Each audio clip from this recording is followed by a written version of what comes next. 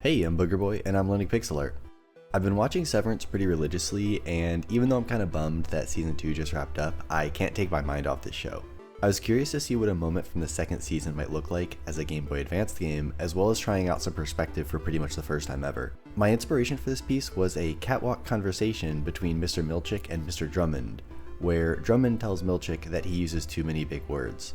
Mr. Milchick responds with "devour feculence," as well as a more colorful variant, which you'll see at the end. Portraying the immense scale of this interior works perfectly in the GBA's resolution of 240 by 160 pixels, and by blocking out the bottom of this notional screen, I can further serve that purpose by making the shot appear even wider. At this point in the piece, I've been fumbling around trying to get some of these angled lines to meet up nicely at this little point in the dialog box, which is a fundamental element of perspective called a vanishing point.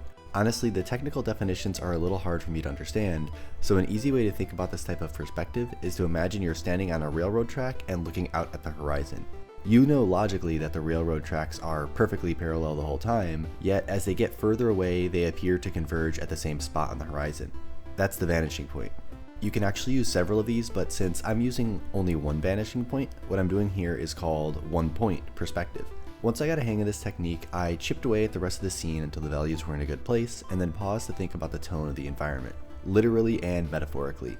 Color plays a huge role in Severance, often foreshadowing plot lines or representing the mood of a scene.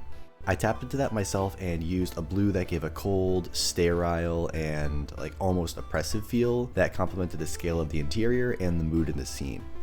The last step of this section was to quickly add in Mr. Drummond and Mr. Milchick on the catwalk. This wasn't too difficult since they're just teeny tiny abstractions of people a little more than a dozen pixels tall. Afterwards, I moved on to the most fun, but also the most challenging part of this Game Boy Advanced mockup. This Mr. Milchick portrait was a bit bigger than what I've been practicing, and even adding in a few more pixels really challenged my process. I went back to basics though and followed my Pixel Art Loomis application to get the major facial landmarks in place, and then dropped in a rough skin tone. I tried to render this portrait as if the light source was up and to the left, similar to how you see in the reference. And for this, I used the brush in alpha compositing mode and set the opacity to somewhere between 30 and 50%. You have to be careful with this method though, because you can over-render the art and make it look a little bit blurry or muddy. Looking at it now, I think I might have crossed that line myself. The last step was to add the full text of the dialogue, which is easy because Sprite has a handy-dandy text feature.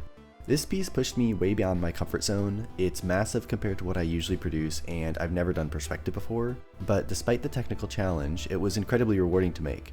It's a reminder that growth happens when we move past our current skills, even if we aren't totally content with the result. So if you're feeling stuck, maybe try doing something in a different style or even a different medium. Who knows what you're going to learn, but one thing is for certain, you're going to learn. Thanks for watching.